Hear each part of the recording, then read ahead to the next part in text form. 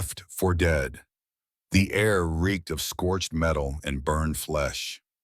Sergeant Edward Kane moved through the aftermath like a shadow boots crunching over crystallized sand where plasma fire had turned Earth to glass. The battlefield was silent now, save for the occasional crackle of dying electronics and the low whine of his damaged HUD. Bodies lay everywhere, some human, some Cyrene, twisted in their final poses of defiance, horror, or futility. The morning's firefight had left nothing alive in its wake, nothing it seemed but him. He checked his rifle's charge 43%. Not ideal, but enough to get him back to friendly territory, if such a thing still existed. His unit's biosignatures had gone dark one by one during the retreat, blinking out like dying stars. No radio contact, no backup, just Edward in the rust-colored dunes of an alien world that seemed to hate everything living. A groan cut through the silence. He stopped instantly, shoulders tightening, rifle raised. His eyes scanned the wreckage ahead. The sound had come from behind a collapsed hover tank, its armor peeled back like a broken shell. Crouching low, he crept forward, weapon steady, breath slow. He expected a trap, a wounded Cyrene waiting with a blade or detonator clutched beneath her. He didn't expect what he found. She lay half buried in sand, her combat suit charred and torn, once elegant black, now smeared with blood and ash. Her skin, a pale green sheen like moonlight on moss, was streaked with grime. Her legs gone, both severed above the knee, cauterized at the stumps. A plasma mine by the look of it. The wounds were fresh, brutal, and final. No one came back from that. He started to lower his rifle. That was when her eyes snapped open. Bright, cold, the color of glacial ice and just as unforgiving. She saw him recognize the human insignia on his armor and reached instinctively for a weapon that wasn't there. Her hand clawed at empty sand. The movement tore something inside her, and she gasped sharply, lips curling in pain. Easy. Edward said, voice even. He didn't raise the rifle again, but he didn't lower it either. Not here to hurt you. She spat at him, her words sharp and strange, though his suit's translator interpreted them perfectly. Kill me or leave human. I don't need pity. He stared at her. In any other situation, she'd be an enemy, a Cyrene soldier, one of the elegant murderers that had danced through human squads like wind through grass. Protocol said he should finish her, make sure she didn't suffer, walk away. But Protocol didn't have to look into those eyes. What's your name, he asked. She blinked at him, confused. What? Your name. I'm Edward Kane. Thought it'd be polite if I'm about to save your life. You're insane. Her voice was rough, thick with accent. I am Naira Valor 3rd Blade Cohort, and you cannot save me. My people have left. They do not come back for the broken. He crouched beside her and started pulling open his emergency med kit. Good thing I'm not your people. Naira watched him warily, breathing shallow. Her pride kept her from flinching even as he injected nanites and wrapped her in sterile foam. Why would you help me? Edward didn't stop working. Because I'm tired, he said simply. Tired of this war. Tired of watching people bleed out for nothing. Maybe it's stupid, but I'm not adding another corpse to this wasteland if I can help it. She laughed, then bitter and broken. You'll get nothing for it. No medal, no thanks. Not looking for one. Then you are a fool, she said, but she didn't stop him. He packed away the gear and lifted her carefully into his arms. She was light, her frame lean and tightly muscled beneath the ruined armor. Her blood a deep violet soaked into his uniform. She didn't protest as he began to walk. His suit pinged faintly. A signal. A structure buried ahead, ruins, maybe a bunker. Shelter. He adjusted his grip on her and pressed forward through the wind and dust. You know, she said softly, head resting against his chest. If you live long enough to regret this, I won't feel sorry for you. Edward looked down at her, at the warrior who should have been an enemy, but felt more human to him than half the officers he'd served under. I'll take my chances.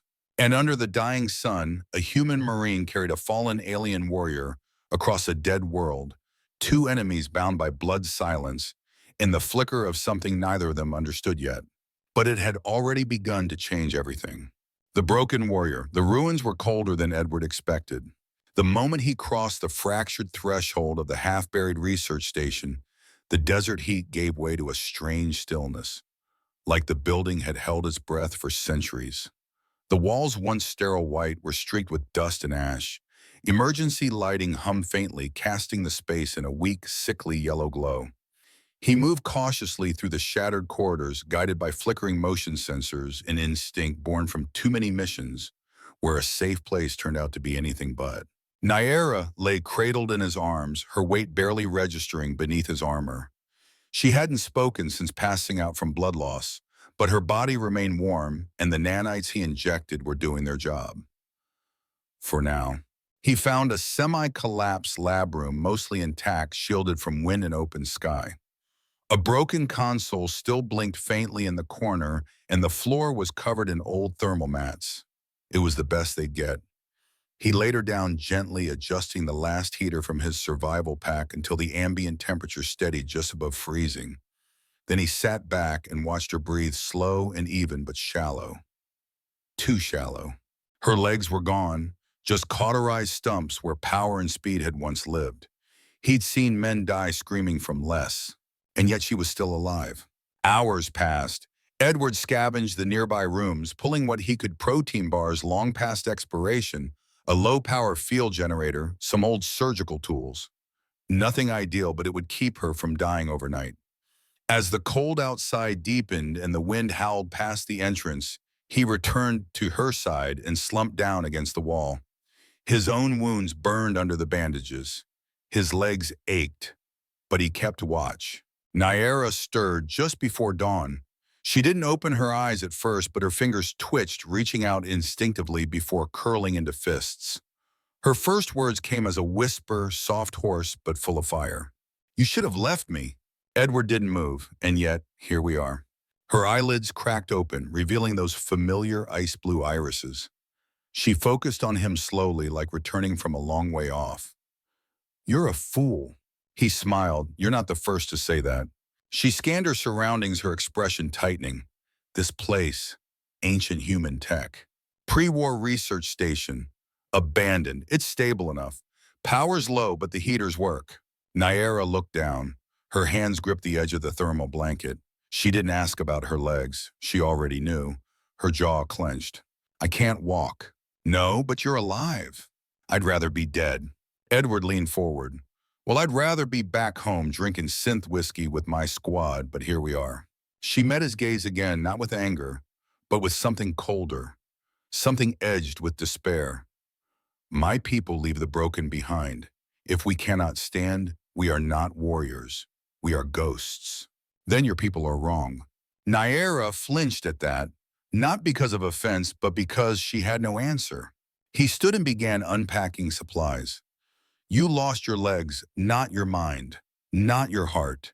If your culture can't see that, maybe it deserves to break." She watched him in silence. He laid out rations, refilled the water purifier, adjusted the field generator. His movements were methodical, precise distractions to keep his thoughts from turning dark. When he finally sat again, she was still staring. "You saved me," she said. "That's not mercy. That's madness." Edward tilted his head. "Maybe, but if this war has done anything right, maybe it's this one insane moment." She exhaled slowly. "We're enemies, you and I." "Not right now." "Then what are we?" she asked. "I am Cyrene. You are human. Our blood burns in each other's presence. We're not made to sit in silence, sharing heat like allies." "Maybe we're not made for war either," he said quietly. "And yet here we are, bleeding, breathing, surviving." Nyara turned away. Her voice dropped. "I was born to fight, trained to kill. All I ever knew was glory through battle. Now," she paused, her hands trembling slightly. "Now I'm just less." Edward crossed the space between them and knelt. "You're not less. You're hurt. That's different." She looked up at him. There was no pride left in her eyes, only exhaustion. "My legs are gone." He nodded. "I know. My worth went with them." "No," he said. "What makes you strong isn't what's under your armor. It's what's under all of it. You're still here. You fought to the last breath. That's more than most. She blinked rapidly. He couldn't tell if it was defiance or something far more dangerous, grief. There's a med bay deeper in, he said gently. I found some prosthetics, old models, but we might be able to make them work. Naira shook her head. We do not believe in augmentation. Why, he asked. Because it's unnatural, because it's not pure.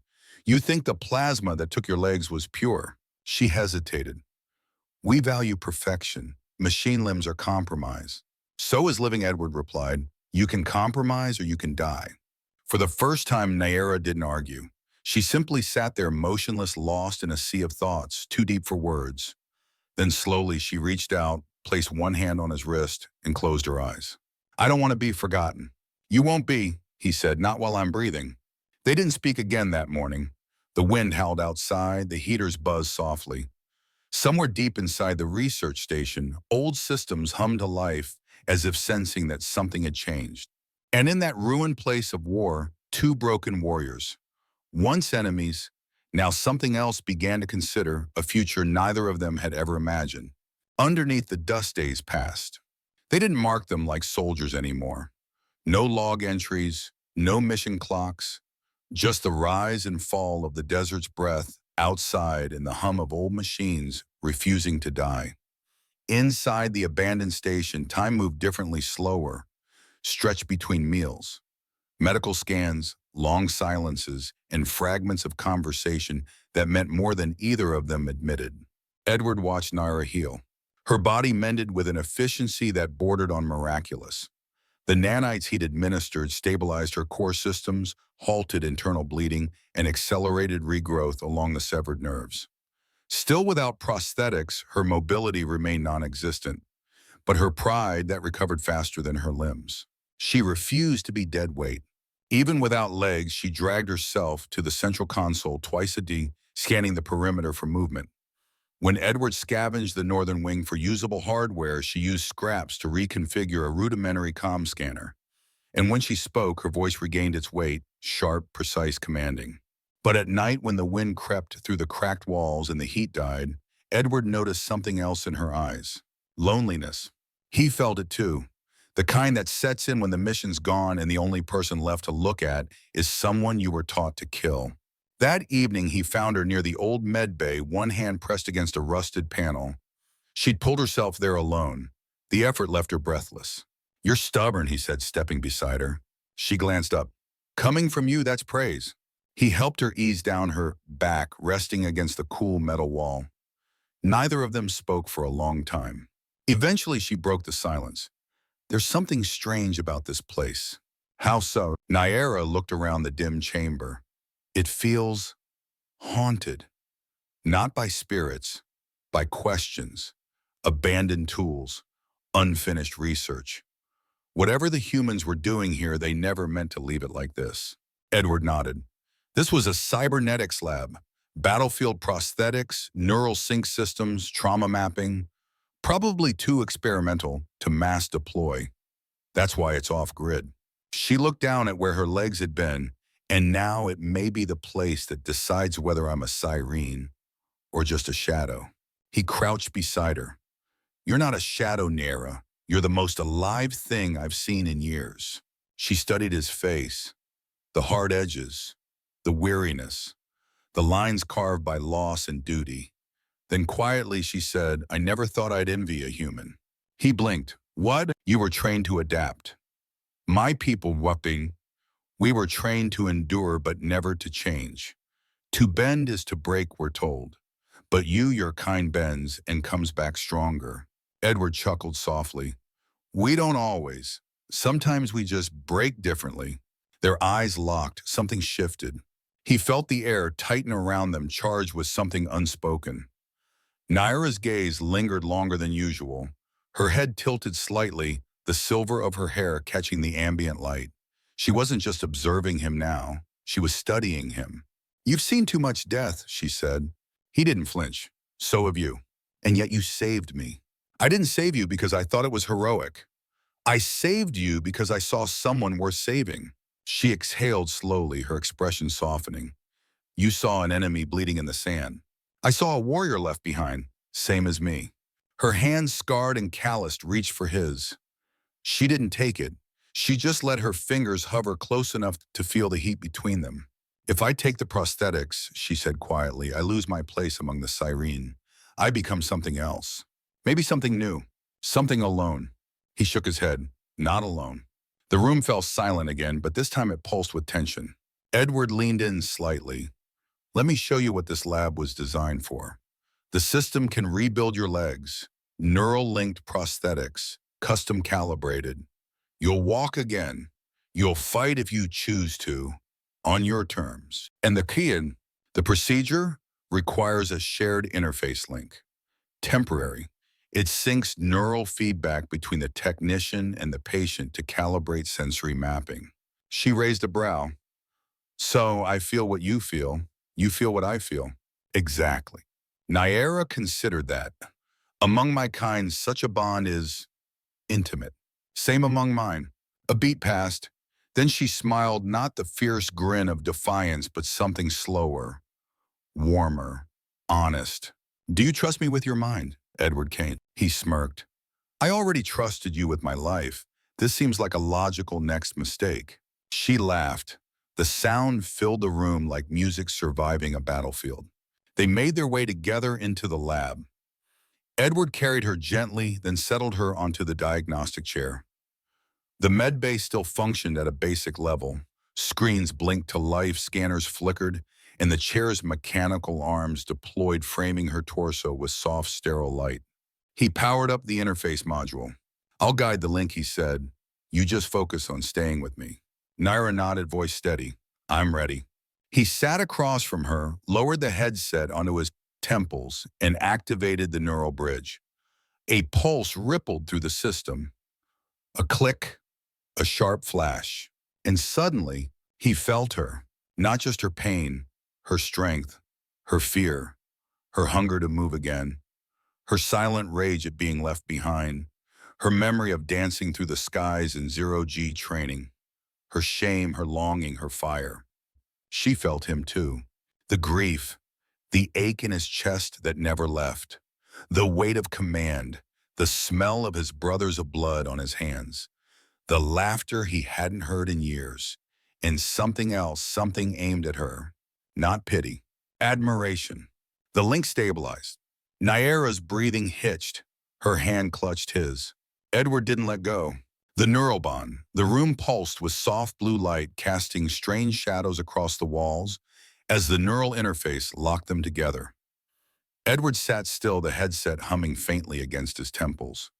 Across from him, Naira was reclined in the diagnostic chair, her expression strained, jaw clenched, sweat beginning to bead on her pale skin. Thin fiber cables connected them, her skull to his, her heartbeat echoing alongside his own in the shared silence. For a few seconds, nothing moved. Then everything did. It started like a flicker. His thoughts not entirely his own, sensations not fully understood. A phantom brush of emotion that wasn't his anger, but hers. A thrum of fear that wasn't hers, but his. And then the divide vanished completely. He was her. She was him. He felt the memory of her falling, the sharp burst of heat from the plasma mine, the terror she would never admit screaming inside her head. He saw her childhood training in a siren blade temple, spinning, leaping, fighting, blindfolded in zero-G, while instructors shouted commands in a language that sounded like crystal breaking. At the same time, she felt the moment Edward had lost his closest friend, a fellow Marine dragged away by a serene ambush in the crater fields of Arc 7. She felt his guilt raw and heavy, pulsing inside his chest like a wound that never closed. She saw his first kill, his last kiss, the bottle he kept in his locker back on the carrier, unopened since Earth. Their breaths synchronized without meaning to. The bond grew tighter. It wasn't just data flowing between them, it was memory, emotion, instinct, sensation. Every flicker of pain in her stumps echoed in his nerves. Every spasm of uncertainty in his gut spread warmth through hers. The system's interface lit up like a sunrise, red to amber, to white hot. The prosthetics engaged. From the nearby surgical chamber, a pair of cybernetic limbs activated. Sleek, matte black, engineered for agility and resilience, not bulk. The arms moved with intelligent fluidity, guided by the bond as much as by machine logic. With every new neural confirmation, the limbs drew closer, aligning perfectly to the contours of Naira's body. Edward held his focus. He felt her panic rise, then fall as his calm wrapped around it like a shield. "You're doing fine," he murmured, but the words weren't necessary. She heard them in his mind. "You really believe I can walk again?" "I don't believe it. I know it." The limbs clicked into place. The pain was brief but staggering. Like fire moving through metal and flesh and memory all at once. Both of them gasped, his fingers clutching the armrests, her back arching as the system fused synthetic to organic. Then it faded, replaced by something else. Power. Naira opened her eyes slowly. "I can feel them," she whispered aloud. Edward swallowed, stunned. "Me too." She raised her new legs an inch, then two. The interface buzzed. Muscle memory flooded back not just her own, but some faint echo of his. She twisted, flexed, placed both feet down on the floor. Mechanical servos humming softly beneath the skin-like plating. Then she stood. Edward rose instinctively, ready to catch her, but she didn't stumble. She stood tall. Her breath caught in her throat, overwhelmed. A single tear tracked down her cheek before she caught it with the back of her hand. "I never thought—" "You're walking," he said, voice full of something close to awe. "I'm not just walking," she corrected. "I'm complete again." Their neural links still pulsed between them. Not as intense now, but steady like a low-frequency hum running beneath the surface of their awareness. Each could feel the other's heartbeat. Their thoughts no longer collided, they harmonized. Naira took a step, then another. The limbs responded perfectly, no hesitation, no lag. The connection was clean. More than that, it was fluid, intuitive, designed to learn and adapt. Edward deactivated the sync headset, but didn't remove it. He couldn't yet. Not with the link still humming through his spine like electricity. He looked at her, at the woman he carried through death, who now stood above him, like the war goddess he suspected she truly was. "You're different," he said. "So are you." They stared at each other. Then she moved closer, slowly, purposefully, each step echoing in the small chamber, like the beat of something ancient. She stood before him, eyes bright, breath steady. "I felt you," she said, voice soft. "I know. You saw my memories. You felt my shame, my pain." I didn't turn away. "No," she agreed. "You came closer." He didn't answer. He didn't need to. She leaned in, her forehead resting against his. "Among my kind," she whispered, "neural bonding is sacred. It's more than physical. It's a vow." His voice was barely audible. "We never talked about vows." "We didn't need to." Their lips met in a quiet, aching kiss, slow but deep, shaped by everything unsaid and everything already felt. The links surged as they touched, feeding sensations into each other in perfect feedback. Her pleasure became his longing became hers.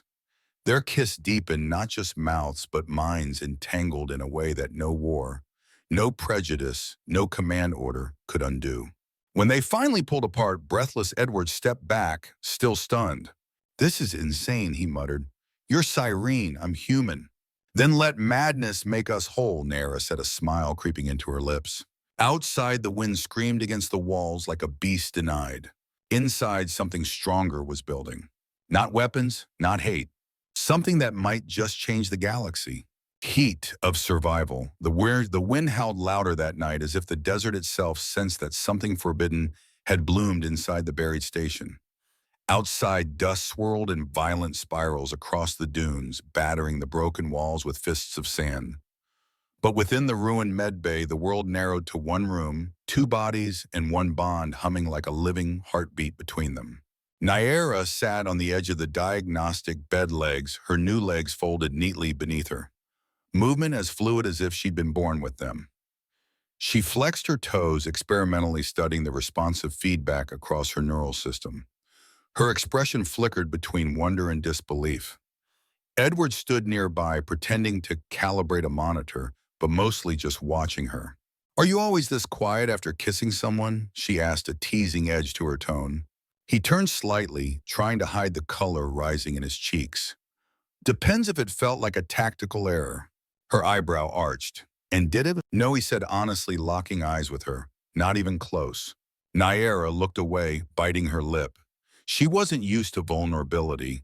She was a blade, a weapon trained not to feel. And yet here she was, held together by borrowed strength and shared trauma, thinking about something she couldn't name without losing control of it. Edward stepped closer, not too close, just enough for her to feel his presence. Your people won't forgive this, she said. I know. Neither will mine. He nodded. Let them try. A pause. The silence between them wasn't empty. It pulsed with tension, unspoken questions, reckless possibilities. The neural bond still thrummed at the edge of awareness. Even though the interface had been disengaged, the echo of it lingered like a string tied between two souls vibrating with each shared glance. Then the ground trembled. Not metaphorically. The whole room shifted. Dust rained down from overhead vents. Lights flickered and the floor cracked beneath Edward's boots. He immediately snapped into combat mode, scanning his HUD for seismic activity. That wasn't you kicking too hard, was it? Naira stood, yes, stood with her plasma rifle already in hand. Tremor, possibly localized. Geological instability, maybe a fault line beneath us. Another quake hit, stronger, metal groaned. A chunk of ceiling crashed just a few feet from where they stood. Edward cursed. We need to move. They scrambled toward the corridor.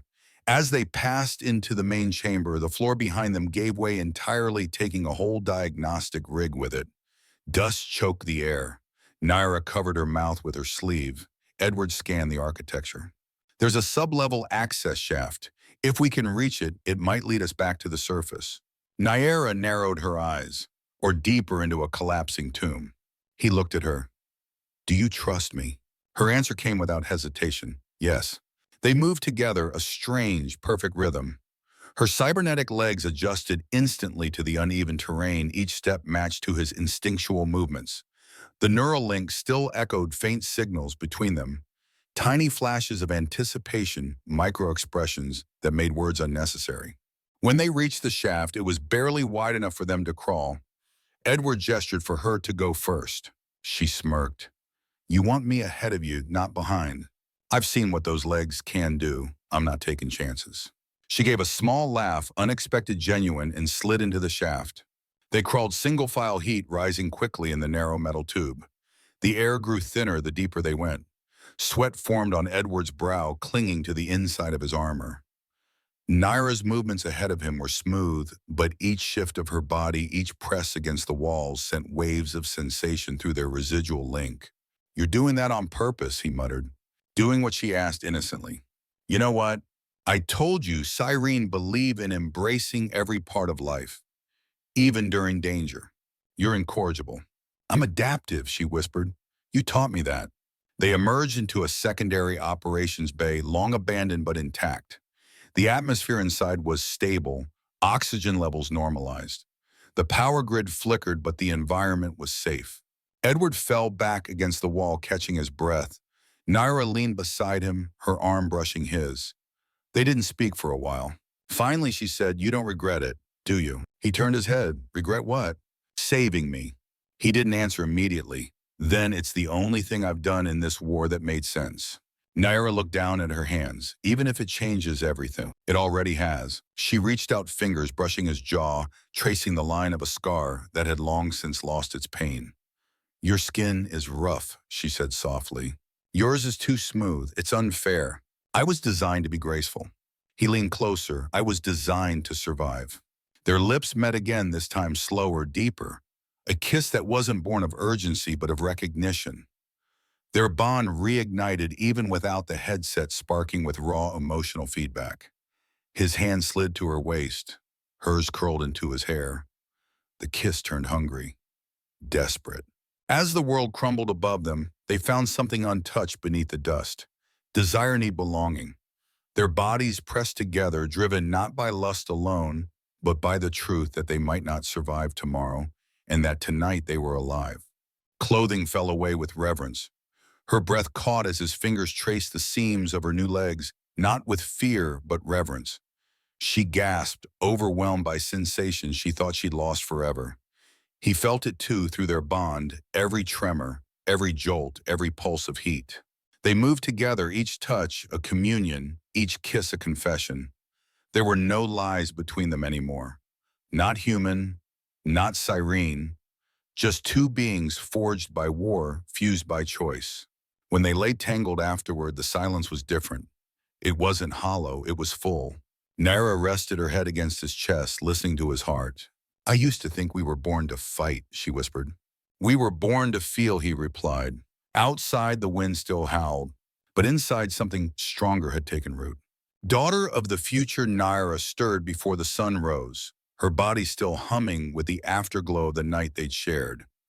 Edward was beside her, asleep for once, without the usual edge in his breathing. No twitch of his fingers near a weapon, no furrowed brow like he was dreaming of gunfire. Just stillness, rare and precious. She reached for the med scanner. Her fingers moved with calm precision, though inside something tightened. She had felt it before, an echo deep in her core, too subtle to name at first. But now it was stronger, familiar. Cyrene instincts were genetically honed to detect early life. It wasn't hope, it was certainty. The scan confirmed it within seconds. The data on the screen blinked softly. Readings of biochemistry, fetal heartbeat, neural cluster development, all impossible. And yet, all true. A life had begun inside her. She stared at the display, breath caught between disbelief and wonder. Her body, rebuilt through foreign technology, had conceived a child with a human. That child was growing. Strong, stable, viable. A daughter. Edward stirred beside him. His hand found hers instinctively, even in sleep. When he opened his eyes, groggy and slow, he smiled. You're up early.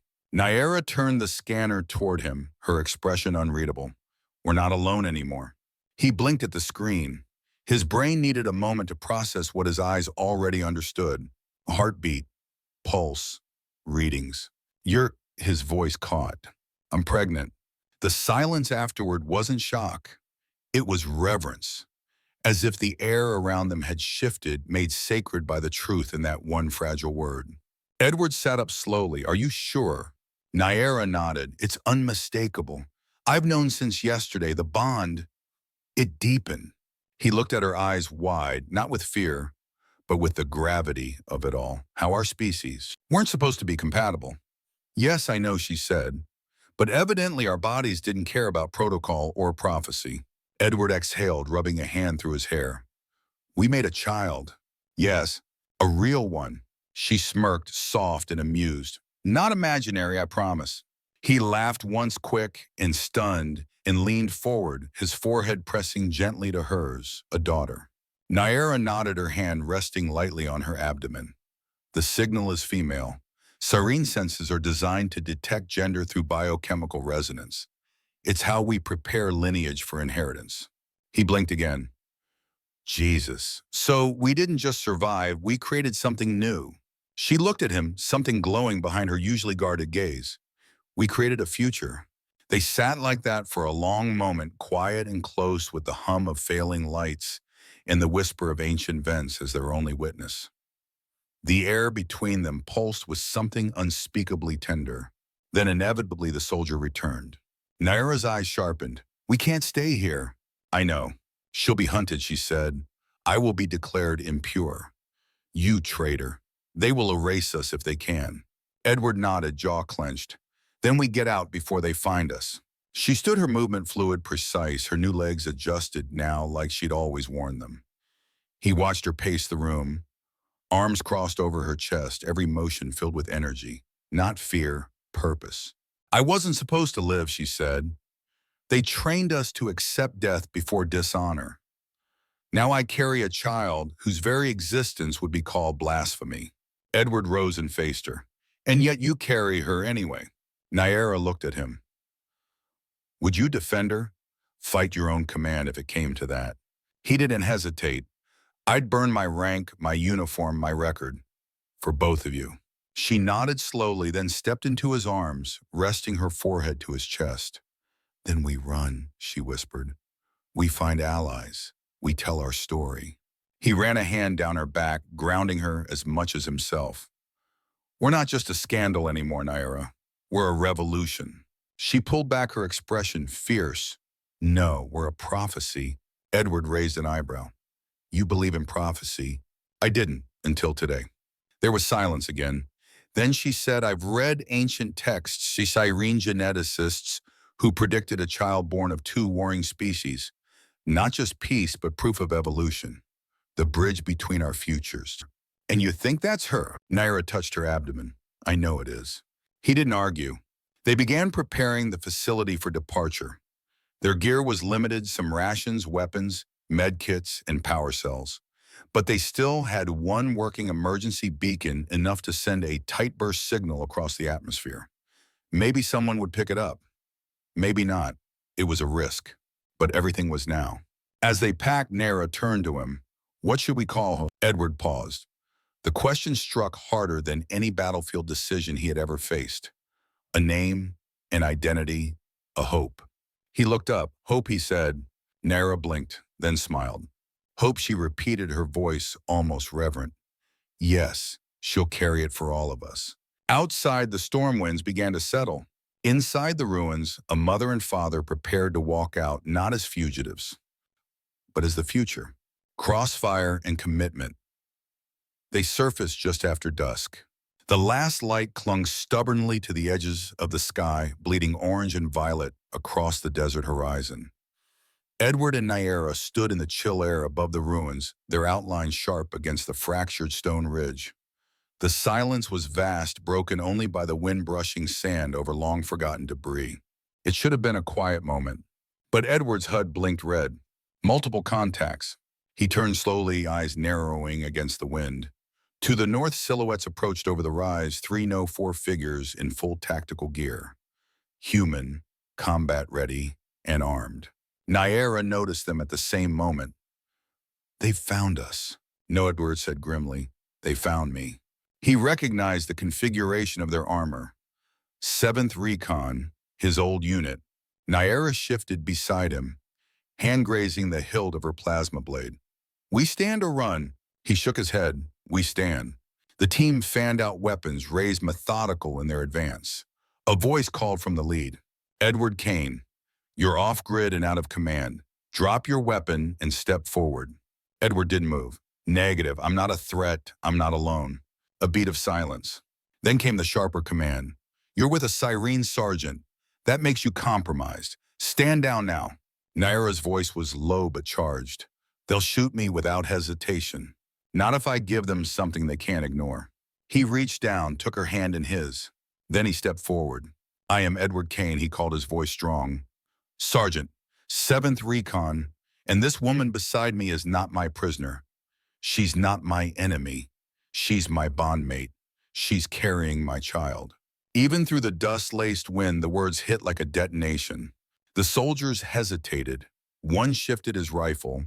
Another lowered it, slightly uncertain.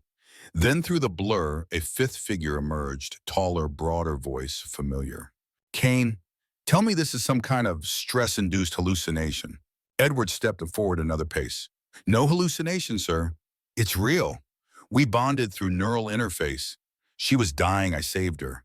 And we didn't just survive, Captain. We created something impossible. Reynolds, Naira said under her breath. This is your commander. Edward nodded. He won't shoot first.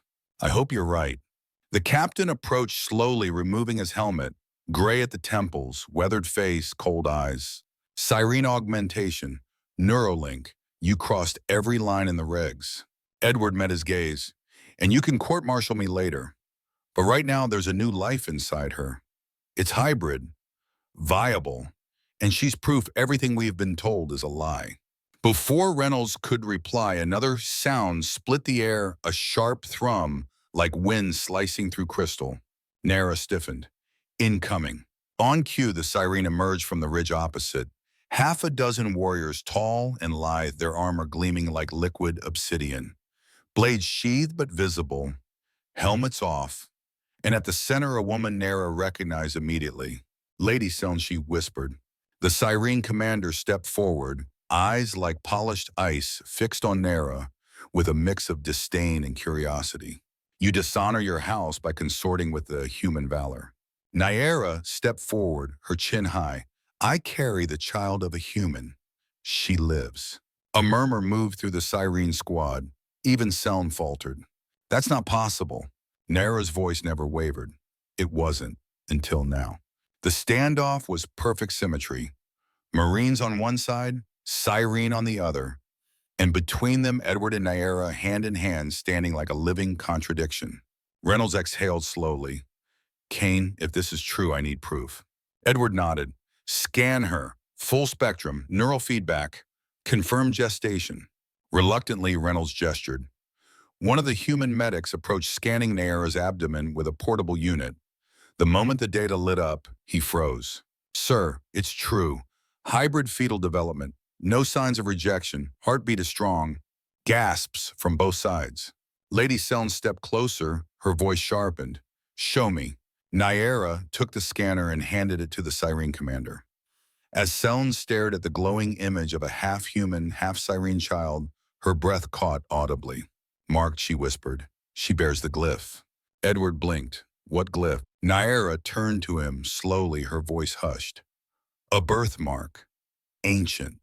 Recorded in prophecy. A sign of union between our kinds.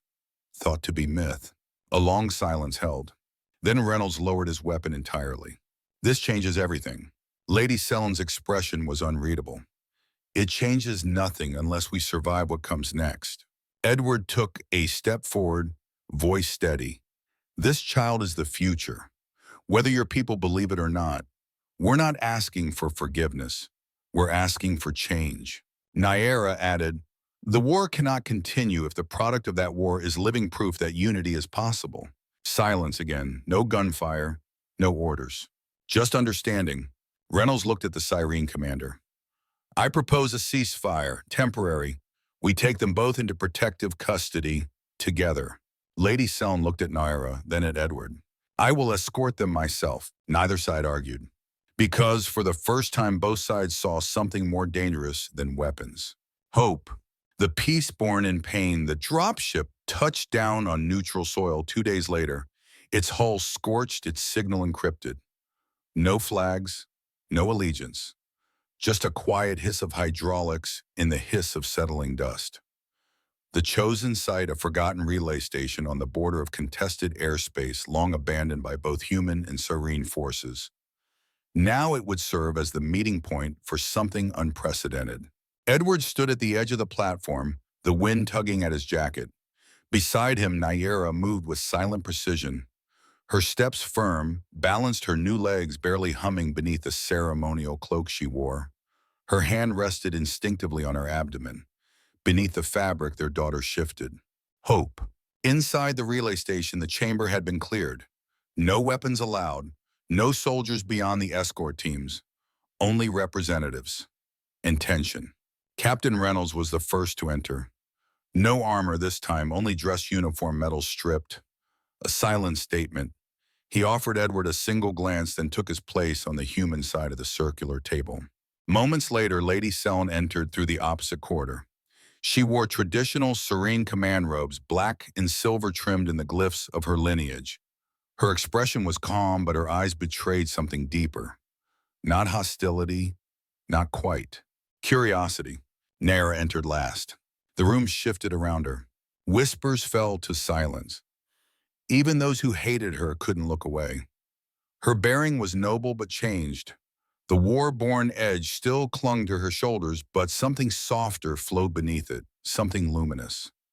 She wasn't just a warrior anymore. She was a mother. Edward followed his presence, steady grounding. Their joined hands were visible, intentional, a message. We are not asking permission. We are declaring existence. Lady Seln stepped forward first. You carry the hybrid child. Her voice echoed in the stone chamber. Nyera nodded. Yes, she is growing, strong. Reynolds spoke next. And you're prepared to raise this child in exile if necessary. Edward didn't hesitate. We're prepared to raise her in peace. But exile won't be enough if both factions see her as a threat. So we're here to offer a solution. Seln folded her arms. You presume we need one. Your soldiers already laid down their weapons, Nara said. Their hearts are ahead of your doctrine. That matters. Seln's eyes narrowed, but she didn't reply. Reynolds leaned forward. We have the scans, the neural bond, the verified biology. This child is real. And whether you like it or not, she forces a new question. How much longer can we fight a war disproven by her existence? There was silence. Then Naira reached up and unclasped her cloak. She pulled it back gently, revealing a patch of luminous skin on her shoulder. Etched into it, faint iridescent, was a spiraling glyph, a birthmark. Gasps rose across the room. Even hardened commanders who had seen entire cities burned stared in open disbelief. Seln took a step forward. The mark of Alve, she murmured. We believed it was legend. That one would come, born of both worlds. A bridge. She's not a bridge, Naira said. She's a beginning. The room fell into hush once more. Edward stepped beside her, voice clear. We propose open talks, immediate ceasefire, formation of a neutral task force to protect future hybrid births, medical access, safe zones. Reynolds added in representatives from both sides to observe and document what's possible when war ends. Lady Seln was silent for a long moment. Then, and if the High Councils refuse, Naira answered, then they will have to face a generation of their own soldiers who now know the truth. Another pause, then to everyone's surprise, Seln nodded. On one condition, Edward raised an eyebrow, which is, I see the child with my own eyes when she is born. Naira smiled, you'll be among the first. Reynolds looked between them, stunned by how easily the line had been crossed, not erased, but redrawn. This wasn't a peace treaty. It was the beginning of a reckoning. The session adjourned with no ink, no signatures, no pageantry, just understanding, just change. That night, Edward and Naira were given private quarters, bare cold but secure. They sat together on the narrow cot backs against the wall, hands intertwined. She moved again today, Naira whispered, stronger than before. Edward turned to her, brushed a strand of hair from her face. That's her, already making noise, like her mother. Naira chuckled, soft and quiet. Then her voice changed. Do you think we'll make it through this? I think he said we already have. She closed her eyes and leaned into him, and for a moment it was easy to believe the world had changed. Then her breath caught, hard. She clutched his hand tightly, eyes going wide. Edward. He was already scanning her vitals. What is it? Are you? Her other hand pressed to her abdomen. She's coming. Panic flared, but beneath it resolve. Reynolds burst into the room seconds later, medics on his heels. Seln followed from the opposite door, fierce with purpose. A human team on one side, serene on the other, working together. As Edward held Naira's hand, sweat beading on her brow, the pain surged, and with it the lights flickered again, as if even the station's systems recognized what was about to happen. And then, a cry, small, bright, impossible. Hope had arrived. The age of unity, the first sound Hope ever heard was silence. Not the empty kind, but reverent, the silence that falls when something sacred enters the world. When her first cry echoed through the room, everyone froze. Soldiers, medics, diplomats, human and siren alike. It wasn't just the birth of a child. It was the birth of a new reality. Edward stood, stunned, blinking through tears he hadn't expected. The infant girl in his arms was impossibly perfect. Her skin shimmered faintly with the soft green hue of her mother, but her tiny hands bore his knuckles. Her silver white hair curled slightly at the ends like Naira's, and her eyes were everything. One moment deep blue, the next warm brown. Then something in between, shifting like liquid crystal. The neural bond between them pulsed faintly, unformed but undeniable. She was already reaching out, already feeling. Naira lay exhausted, bathed in sweat, her fingers trembling as she reached toward them. Let me see her. Edward placed their daughter into her arms, and the moment their skin met, the energy shifted in the room. The Siren priestess gasped. The medics lowered their scanners. Even Reynolds stepped back awestruck. Naira smiled weakly, so small, and yet she changes everything. Hope settled into her mother's arms without fuss, her little hands fisting the edge of the thermal wrap. Her heartbeat echoed in the silence, a quiet rhythm that felt louder than any battle cry. "Is she stable?" Reynolds finally asked, his voice low. "She's more than stable," one of the medics replied, glancing between Edward and Nera. "Her vitals are stronger than expected. Her neural cortex is already showing hybridized patterns. We've never seen anything like this." "She's a bridge," murmured the Cyrene priestess. "We feared such a union would destroy us, but instead it has strengthened us." Lady Selm stepped forward, looking down at the child. "The glyph is there. Her shoulder bears the spiral. The prophecy fulfilled." She looked at Nyera. "You defied everything we stood for and gave us something to believe in." Nyera met her gaze with quiet pride. "I didn't do it alone." Edward rested a hand on her shoulder. "We built this together." The announcement came the next day. Broadcasts were synchronized across all open frequencies, both Cyrene and human. Most expected a new campaign or a last stand. Instead, what they saw was a live feed of the infant child wrapped in soft silver cloth, held between a human soldier and a serene warrior, their hands intertwined. Her name was spoken aloud in both languages, Hope. It spread like wildfire. Within hours, military chatter erupted. Some called it propaganda, others called it betrayal. But there were those on both sides who felt something shift in their bones. Not fear, not rebellion. Possibility. New Aurora, a former mining moon long abandoned after orbital collapse, was chosen as the site of the first Unity colony.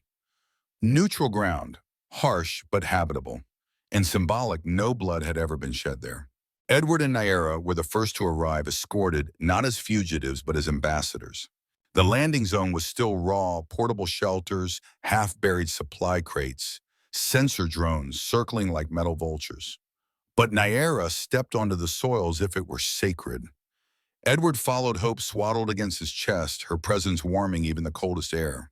Crowds gathered, not mobs, pilgrims, humans in clean fatigues, Cyrene with robes faded by war, families who had lost sons and daughters to the conflict, standing shoulder to shoulder, waiting, watching.